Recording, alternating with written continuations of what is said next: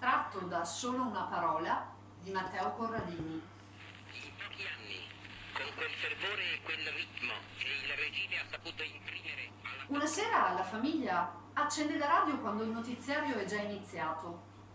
C'è un signore che commenta una cosa accaduta nel pomeriggio, ma Roberto e gli altri non sanno di che si tratti. L'unica parola che ascoltano, e la sentono bene, è occhialuti. Il signore deve essere un esperto di crimini dalla lingua che usa, oppure un politico di vecchia data, e sembra stia commentando un fatto molto grave. Nel suo discorso a un certo punto fa una pausa per dare importanza a quel che sta per dire e scandisce le sillabe. Degli occhialuti non ci si può fidare. Le parole successive vengono coperte dai suoni gracchianti di un'interferenza. Il padre di Roberto ha l'aria sconcertata, mentre gira due manopole per ripescare il segnale. Per un attimo la voce ritorna e si sente ancora quella parola. Non sono italiani come gli altri, dobbiamo difenderci. Poi scompare nella stanza lasciando una strana eco. Occhialuti. Il padre di Roberto non si è ancora rialzato. Il ginocchio che ha appoggiato sembra non volersi staccare da terra. Occhialuti. Roberto quella parola non l'aveva mai sentita, tantomeno per radio. Non credeva che certe cose si potessero dire in pubblico così senza pensarci. E nel silenzio della stanza sembra pesare anche di più. Se non ho niente in tasca non posso tirare fuori niente. Se non ho niente in testa non dovrei riuscire a dire nulla. E invece gli ignoranti parlano lo stesso, dice il papà scivolando in piedi. Il papà non riesce a sintonizzare l'apparecchio e decide di spegnerlo. Lo fa con un gesto secco, senza cura. Non lo aveva mai fatto, perché tiene troppo a quell'apparecchio. Si volta deluso e solo in quell'istante, che è un istante che dura un'eternità, Roberto s'accorge che suo padre porta gli occhiali. Per lui era sempre stata una faccenda così quotidiana da non farci nemmeno caso. Papà e mamma hanno gli occhiali come il gatto alla coda e il treno fa ciuff ciuff. È così da sempre e sempre sarà così. Ecco, è normale. Normale. Ma in quell'istante Roberto vede il padre attraverso i suoi occhiali e guarda gli occhi di suo padre dietro gli occhiali che lui porta e capisce che tra i suoi occhi e gli occhi di suo papà ci sono tante lenti. E quelle lenti e quelle stanghette e quelle montature oggi vengono prese in giro alla radio, sbeffeggiate in diretta nazionale. La loro normalità non è normale per il signore della radio e se lo dice la radio forse non è normale nemmeno per altra gente. Degli occhialuti non ci si può fidare. Ma che significa? Roberto proprio non lo capisce. Ha la tentazione di togliersi gli occhiali e lanciarli dalla finestra. Gli viene rabbia a pensare a suo padre. Porta gli occhiali e ha sempre amato l'Italia. Ha sempre parlato bene dell'Italia. Ha sempre servito l'Italia. Ha fatto addirittura il soldato. E di lui non ci si potrebbe fidare. Bisognerebbe difendersi da lui, solo perché porta gli occhiali. L'Italia è la nostra nazione, pensa. Occhialuti è solo una parola, ma Roberto la rimugina ogni giorno. Da quando quelle 10 lettere hanno fatto la loro comparsa scappando dalla radio di casa, gli si sono infilate nella testa e non ne vogliono sapere di uscire. Quanto vuoi che faccia male una parola? E in fondo Roberto e suo padre e sua madre e un altro mezzo mondo che Roberto conosce è occhialuto. Chi porta gli occhiali è occhialuto, lo dice il dizionario. La parola spaventare e ancora meno addolorare. Eppure quell'uomo alla radio settimane fa non l'aveva tirata fuori come una parola qualunque, ma come una vescica, quelle vesciche piccine che nascono in bocca e fanno male quel tanto che basta per non riuscire a pensare ad altro. Quello là alla radio si era divertito a usarla con disprezzo. È chiaro, occhialuti per lui è un insulto. Occhialuti. Roberto cammina sulle fondamenta per andare a fare la spesa e gli sembra di vedere le cose in modo diverso. Gli pare di notare la gente con gli occhiali. Non ci ha mai fatto caso, quelli con gli occhiali sono esattamente uguali agli altri. E ciò che portano sul naso non è certo la prima cosa che balza agli occhi. È più logico squadrare una persona che passa con un cappotto giallo o che cammina ancheggiando con un tacco rotto. Roberto non riesce a fare a meno di ricordare le parole alla radio. Degli occhialuti non ci si può fidare. Ma è nella pagina della cultura che Roberto trova il culmine delle notizie. Un professore dell'università spiega in una lettera di avere diversi colleghi con gli occhiali. Sembra sereno e invece no. Il docente si lamenta perché trova strano che ci sia un'alta percentuale di professori occhialuti, mentre quando si passeggia per strada di certo non se ne vedono così tanti in giro. Scrive che sotto deve esserci un trucco. Non sotto gli occhiali, ma sotto, per dire, sotterfugio. Gli occhialuti si aiutano tra di loro, è logico. Un occhialuto in università assumerà un altro occhialuto. Lo fanno per comodità, dice. È la lobby degli occhialuti. La chiamano così. Lobby. Quelli con gli occhiali hanno sempre bisogno di qualcosa, per esempio del panno di daino per pulirsi le lenti. E se sono circondati da persone senza occhiali, non ne troveranno mai uno. Se invece ci sono altri occhialuti, il gioco è fatto. Possono prestarsi il panno di daino, possono perfino passarsi gli occhiali tra di loro, in caso di vera emergenza. Un posto governato da gente con gli occhiali è un posto dove quelli senza occhiali vengono messi in un angolo.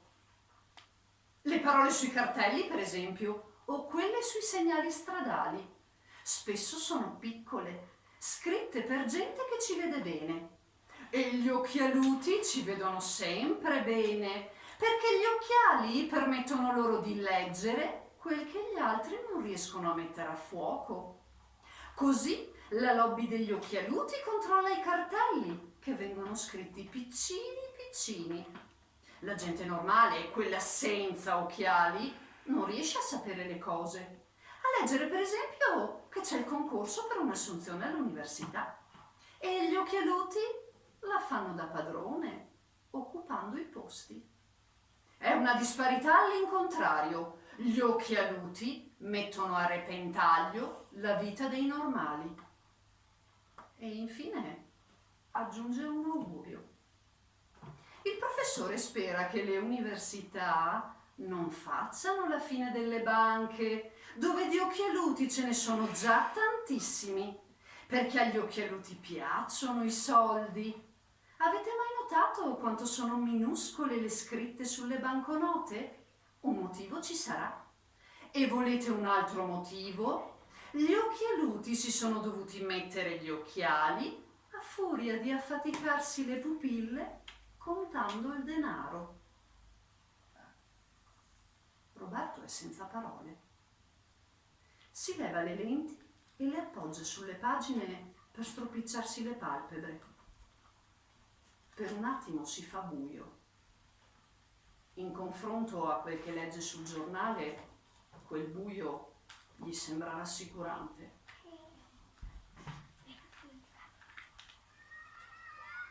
Prima di ritornare a casa, Roberto decide di cercare Lucia.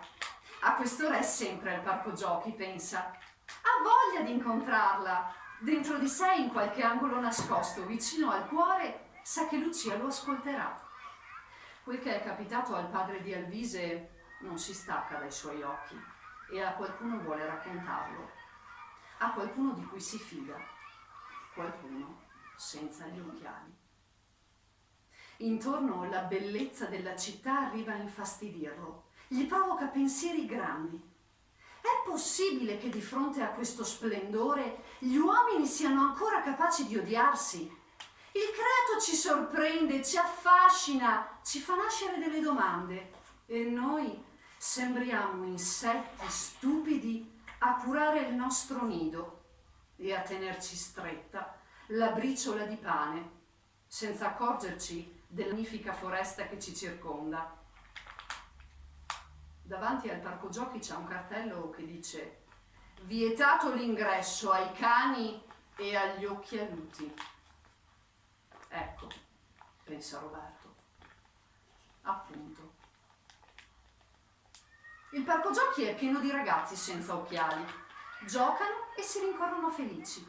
Non sanno di essere dei privilegiati e nemmeno lo sanno i loro genitori, quelli che mirano Roberto con lo sguardo per vedere se entra oppure no.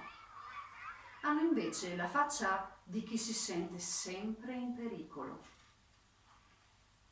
Lucia lo raggiunge e s'aggrappa con le mani alla rete. Anche Roberto s'aggrappa e senza quel fil di ferro sembrerebbe un abbraccio loro. Non entri? C'è il cartello. L'hanno messo anche al cinema e in biblioteca. Uno con gli occhiali che problemi dà al cinema? Il riflesso disturba gli spettatori, dicono. E in biblioteca? Pericolo di incendi. Hai letto del bosco andato a fuoco? È una follia. Mi ha detto mamma che in certe città non puoi prendere il tram e in altre non puoi sederti sulle panchine. Se hai gli occhiali non puoi più divertirti. Ma oggi ci importa? Entra comunque. Mi stanno guardando. Poi finisco nei guai e anche tu. Allora togliti gli occhiali, nascondili ed entra. Senza occhiali? Senza occhiali! Senza occhiali non ci vedo. Preferisco vederci bene. Lucia lo guarda con ammirazione, gli dà un bacino su un dito, molla le mani dalla rete ed esce con lui. Davanti alla scuola una ventina di ragazzi aspettano fermi alla base della scalinata che si infila nella porta dell'istituto. Sopra di loro, di qualche gradino, il bidello spilungone si sbraccia. Sta spiegando, ma nessuno capisce. Sei nella B, la B resta qui. Perché stiamo fuori? Vi dividono e vi sistemano in altre classi. La vostra maestra non c'è. È malata? Licenziata. Licenziata? Ha gli occhiali. È la nuova legge.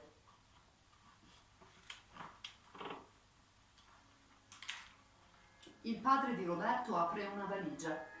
Sembra chi deve prendere un treno di lì a poco e non ha ancora preparato nulla. Ha ammonticchiato oggetti d'ogni sorta sul letto matrimoniale. Ci sono vestiti impilati in terra, qualche scarpa e un tegame laccato. Gli armadi e gli armadietti sono spalancati. Escono di casa che è già sera. Escono uno per volta, trascinando le valigie che hanno preparato nel pomeriggio. Escono in silenzio, senza farsi sentire dai vicini e da chi passa per strada. Sbucano in una stanza sul solaio. C'è del cartone contro i vetri delle finestre, così da fuori non vedranno la lucina. Una cassetta di legno piena di scatolette di cibo e 6 materassi sul pavimento, ognuno con la sua coperta pulita. Nel silenzio Roberto apre la finestra e lascia spuntare la testa sopra i tetti di Venezia. La rugiada notturna li fa brillare, il vento del mare oltre la laguna muove gli alberi più in là, verso dove sorgerà il sole e un primo azzurro già riga l'orizzonte più lontano. Milioni di stelle sono sopra gli occhi di Roberto, che con uno sguardo solo non riesce a contenerle. Sorride per quella vastità, si sente piccolo ma non indifeso. È una bellezza del paradiso alla portata dell'umanità.